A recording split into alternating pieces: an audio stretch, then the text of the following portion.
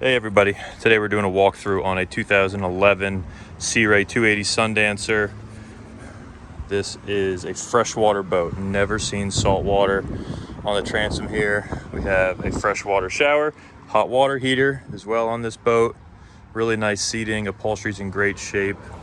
There is a teak table here that also drops with a filler to make a bigger sun pad. This backrest folds down as well to make it a sun pad. Bimini top on the fiberglass arch, as well as a second bimini here. This does have a full isinglass and screened camper enclosure for this boat. Never been used. It's in great shape. Wet bar here with a sink, space underneath for a cooler and garbage cans. Flip-flop seat here. At the helm, you have an original Raymarine chart plotter and sounder, head unit.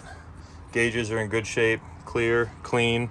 Very low hour boat. This has less than 300 hours on it. It does have the electric bow thruster, VHF radio. 280 Sundancer, you're gonna have the walk-through down the center, which is really nice. Just open this up. Good access to the bow for your lines, hauling anchors, or you wanna get some sun up there.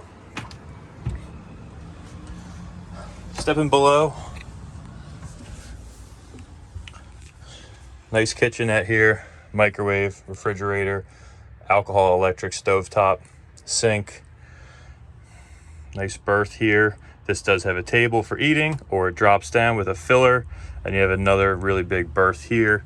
Lots of natural light, two big windows.